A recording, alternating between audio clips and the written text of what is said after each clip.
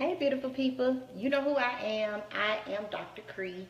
I am a board certified family medicine physician and I specialize in what's important to you.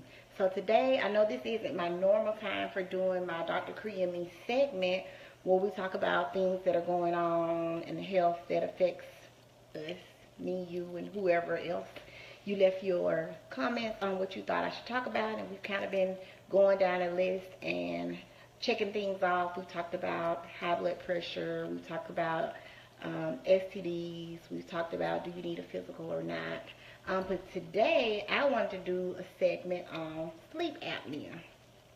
In light of actor Carrie Fisher, who is Princess Leia from Star Wars, she died a few months ago, and the results for her death came back a couple of weeks ago saying that she had sleep apnea. So, what actually is sleep apnea? Sleep apnea is when you have a disorder where you lay back at night, your tongue falls over the back of your throat, and you don't actually get enough oxygen to your brain, to your heart, to the rest of your body, to the blood. So you are snoring really, really loud.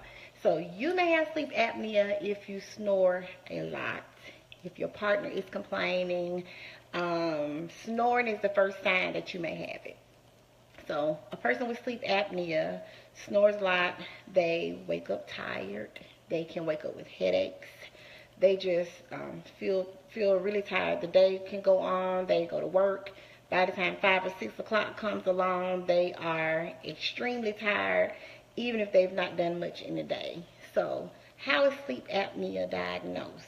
So this is the scary part. People don't want to be diagnosed with sleep apnea because they don't want to take the time and do the test that's important to diagnose sleep apnea. So you can do it one of two ways. The normal way is going to the sleep lab at your local hospital or sleep facility, and you sleep all night. They put the electrodes on your head, watch you sleep, and watch the brain waves as you go to sleep at night, and see how often you stop breathing, or if you stop breathing at all. If you stop breathing several times during your rest, they'll wake you up in the night, put you on a CPAP machine, which is the machine that pushes air into your lungs even while you're sleeping. So if you stop breathing during the night, you wear the mask. The mask continues to push the air so you can get oxygen to your brain, to your heart, to the rest of your body. So, or you can have a at-home sleep test, which may not be as accurate as some of the in-house tests, but at least gives you a general consensus of yes, you do have sleep apnea or not. A lot of times your family practice or your internist can order the test, and then from there they may send you to the pulmonary doctor, who's the doctor that specializes in the lungs, and they actually will make the recommendation on the settings for your machine. So why is this so very important? So people with sleep apnea are more likely to have a stroke, are at higher risk for having a heart attack, having an irregular heart rhythm, having just issues that if you don't have sleep apnea and you're oxygenating your body well, that you just wouldn't have. And to your surprise, also, sleep apnea can cause 7 times more likely, people with sleep apnea can have car accidents. Well, that's because they fall asleep driving. So you get out, you're doing your whole day's work, you work a little bit extra. You really didn't get any deep sleep in the night because all night long you're resting. You feel like you're sleeping, but your legs are moving a little bit because you kind of you do this like choking sensation where your body is trying to wake you up so that you can catch your breath. And when you take that breath in, and then you get the oxygen in to your brain, to your heart, the rest of your body.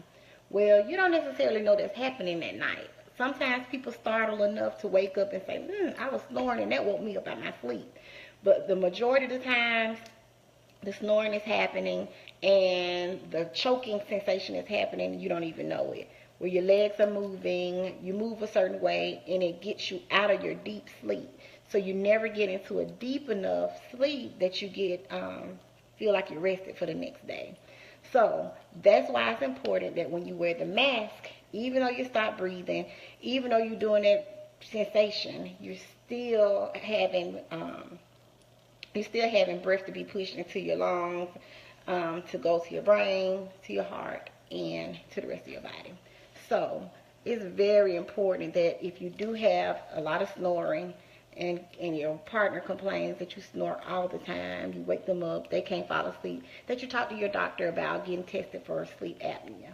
If you wear a size 18 or higher collar shirt or button down shirt, then you're at risk for sleep apnea as well, because that means your anatomy is big, your neck is shorter. So when you lay back, your tongue falls back and you're not able to get the air in like you like to have it in, like it's needed, that your body needs to have and oxygenate you well. So, hey, if your mate is snoring, ladies, please tell them to let their doctor know, or no, you just go with them to get the to tell the doctor so they can get tested for sleep apnea, because you do not want to wake up in the morning and your partner is over there cold and blue because they stopped breathing in the night and never started back. This topic is near and dear to me. My husband has sleep apnea and has had it for several years. He didn't really like wearing this machine at first, but now he wears it religiously. I let him fall asleep for a few hours into the night, and when I get ready to go to bed, I wake him up and say, hey, it's time to put your machine on. So he gets several hours with the machine on. He was not breathing or stopped breathing about 100 times in an hour, so that's crazy. That's a lot. And now that he wears his machine nightly, he only has less than 4 spells within an hour. So he's done great with it.